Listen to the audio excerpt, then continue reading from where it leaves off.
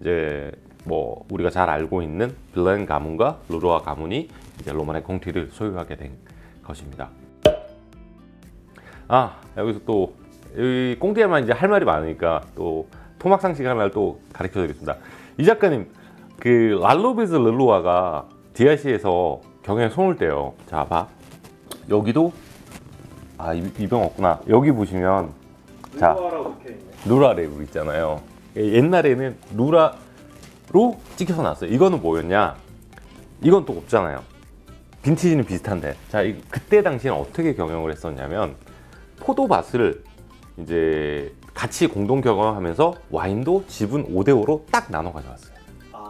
르루아 레이블, 빌렌 레이블 이렇게 나오는. 그렇죠. 빌렌 레이블은 그냥 이렇게 해서 이제 로마네 콩티가 나왔고, 이제 르루아 레이블은 이런 식으로 르루아는 그렇게 이제 팔게 된 거죠. 이제 DRC 60, 70년대 와인들을 보면 이렇게 그 르루아 레이블이 붙은 와인들을 보실 수가 있는데요. 사실 이제 그 DRC는 빌런 패밀리와 르루아가 공동을 소유하고 있지만 이제 앞서 말씀드렸지만 지분이 5대5예요. 이제 그래서 이제 랄로비즈와 이제 오브레드 빌렌이 각각 이제 전 세계 지역을 나눈 거죠. 뭐 한국은 빌렌, 뭐 일본은 르루아, 뭐 이런 식으로 해서 이제 지역을 나누어서 판매를 했는데, 이제 1980년대에는 랄로비즈가 이제 일본을 담당하고 있었습니다. 그리고 잘 아시겠지만 이 당시에 일본은 이제 전 세계에서 경기가 가장 좋은 국가였죠.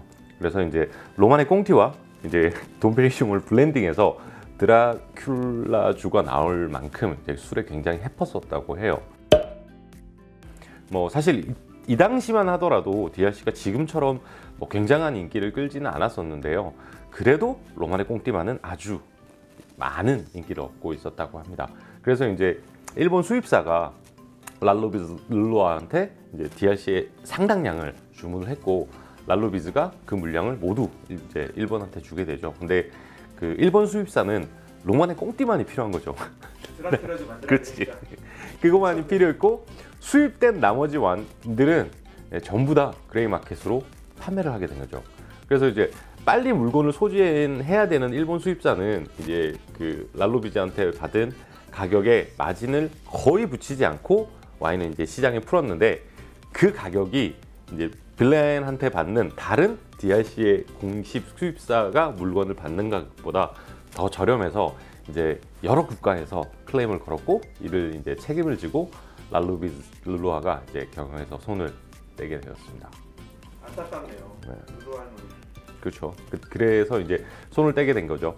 이제 랄로비즈 르루아는 1974년부터 1991년까지 DRC의 공동이사, 코 디렉터로 이제 재직을 했습니다. 이후 랄로비즈 르루아는 이제 지분에 관한 이익금을 받게 되는 거죠. 그러니까 예전에는 와인을 반반으로 나눴었는데, 그때부터는 그냥 우리 그냥 판매 이익금을 주겠다 하면, 그렇죠. 그렇죠.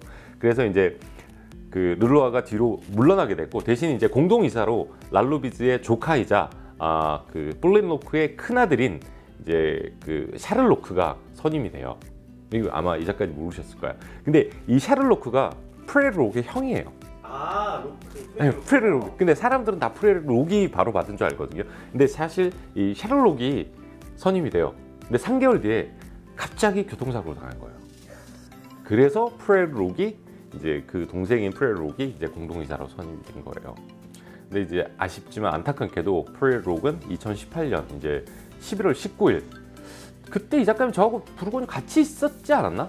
같이 있었는데 그때 사망 소식을 들었어요. 네, 그래서 그 침을 크게 났었잖아요. 그래서 그 56세의 젊은 나이로 이제 프레르록이 작고를 하고, 이후에 이제 DRC는 이사회를 열어서 르루아의 지분을 소유한 이제 사람들을 대신해서 2019년 1월 23일일 거예요. 이제 랄로비즈 르루아의 딸인 드디어 이제 페린 페날이 그 오브레드 빌렌과 함께 DRC의 공동이사로 선임이 됩니다. 이 그 페린 페날은 사실 이제 이전에 1992년부터 2004년까지 스위스에서 DRC를 수입하는 일을 했었다고 합니다.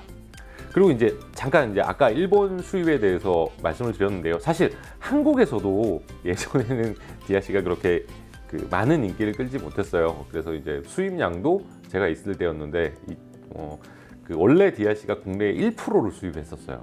근데 이게 너무 안 팔리니까 그때 이제 그 이종훈 대표님 계셨을 때 거예요. 언급해도 돼요 이거? 언급해도 되지. 그래서 그때 수입량이 너무 많으니 이거 수입량을 좀 줄여라고 해서 그때 0.5%로 줄어들었어요. 근데 그러고 나서 시네몬빵 때 빵 뜬 거지. 한 48세트 이렇게 갔죠. 지금 뭐 그러니까 생산량의 꽁띠가 풀세트가 예를 들어서 6,000병에서 7,000병 정도 되면 1%니까 6, 70세트 받았겠죠. 그러니까 많이 받으면 지금은 30몇 세트고 예를 들어서 지금 요새 수확량이 주니까 5,000병 안 되니까 지금 25세트 뭐 그 정도 되겠죠. 그래서 예전에는 그래서 국내에서 저도 그때는 와인을 먹지 않았는데 그 한국에서 뭐 98년, 97년에 이때 DRC를 한 병을 사면 라타슈를 한 병을 한국에서 선물로 줬었대요. 1+1이네. 근데 이제 앞서 말씀드렸지만 시네몬빵을 위해 이제 부르고뉴 붐이 일면서 DRC도 이제 국내에서 날아오르기 시작을 했죠. 자, 그리고 다시 이제 로마네 꽁띠로 넘어가서 로마네 꽁띠는 이제 1945년 이제 필록셀라의 영향으로 인해서 생산량이 이제 600병밖에 되지 않았지만은 DRC가 생산한 역대 최고의 빈티지라는 이제 극찬을 받으면서 피록셀라의 영향을 받지 않은 마지막 빈티지라는 이제 프리미엄이 더해져서 2018년 10월에 이제 소더비 옥션에서 무려 55만 8천 불에 판매가 됩니다. 이 기록은 단일 와인병으로는 가장 고가에 판매된 케이스입니다. 그리고 이 와인은 2011년 이제 제네바에서 열린 크리스티 옥션에서도 판매된 적이 있었는데요. 2011년도에 그때 당시에 제 기억으로는 12만 3천 불 정도, 12만 3,899불에 판매가 됐었죠. 이때 제가 미국에 있을 때니까 그때 2008 빈티지가 DRC가 미국에 풀렸었거든요. 근데 가격이 이 작가님 5,000불, 4,000불밖에 안 했어. DRC가 4, 5천 불이었죠. 근데 이때도 사실 2005년 버프 때문에 가격이 한번 확 뛰고 오를 때였는데 그 당시만 해도 5,000불 정도밖에 안 했었어요, 사실. 그리고 이제 피록셀라의 영향으로 인해서 이제 죽어가는 포도나무들은 이제 1947년부터 52년까지 이제 어린 묘목으로 옮겨 심는 작업을 해서 이 시기에는 이제 와인을 생산하지 않았습니다. 그래서 이제 현재 포도나무의 평균 수령은 약 65년이 넘었고 현재 일부 구역의 나무들은 계속 매년 조금씩 어린 묘목을 교체를 하고 있습니다. 로마네 꽁띠는 이제 밭을 바라보고 보았을 때 남쪽과 동쪽으로 길을 하나 두고 이제 그 동쪽으로는 이제 로마네 생비방, 서쪽으로는 라로마네, 남쪽으로는 라그랑루, 이제 북쪽으로는 리시부르에 둘러싸여 있습니다. 고도는 약 260에서 275m 정도입니다. 그리고 이제 경사도는 6도 정도 되고요. 그리고 이 경사도로 인해서 뭐 심각한 침식 없이 배수가 완벽하게 돼서 뭐 그런 경사도가 6도 정도로 해서 굉장히 완만한 경사도를 주고 있고 이제 아침부터 저녁까지 햇볕이 굉장히 잘 드는 위치에 있습니다. 그리고 토양은 이제 고운 모래와 점토의 혼합물인 리모노 아르길류가 주를 이루고 있고 아랫부분은 이제 자갈과 석회암이 이제 혼합이 되어 있죠. 기반암은 이제 프리모 라임스톤이 베이스이고 표토층의 깊이는 약 한 50cm 정도 됩니다. 그러면 아픔이 로마네 꽁띠 많이 드셔보셨잖아요. 네, 제법 많이 먹었지. 굉장히 사람들이 궁금해하잖아요. 대체 뭐길래 이렇게 비싸냐? 어떤 맛이냐? 이거 이 작가님이랑 같이 먹었잖아. 육구 우리 저기 쓱 형님이 따주셨잖아 이거. 아 그러네. 요, 그거네. 네. 요 우리 쓱 형님께서 올해 따주셨는데 로마네 꽁티는 사실 부르고뉴 와인 중에 가장 매혹적인 와인이죠. 그러니까 가장 비싸겠죠. 보통 이제 뭐 라따슈가 굉장히 남성적인 파워, 그다음에 뭐 단단한 구조감 이런 걸 보여주면 루시부르는 굉장히 화려함을 지닌 와인이죠. 근데 그 딱 중간에 있어요. 두 개를 다 갖고 있는 거네. 두 개를 다. 근데 라따슈보다는 바디감이 좀 약하고 대신 굉장히 델리케이트하고 섬세해요. 근데 루시부르를 능가하는 이런 화려함을 또 지니고 있는 거죠. 그러니까 사실 대체를 할 수가 없는 와인이 많아요. 뭔가 엄청나게 밸런스가 좋다 뭐 이런 건가? 아니면 화사한가? 매혹적인가? 근데 저도 사실 로마네 콩티를 처음 마신 게 이제 2004년, 2003년이구나. 2003년에 처음 테스팅을 했었는데 그때 당시에는 저기 DRC를 마셨을 때 뭐지? 이런 느낌이었어요.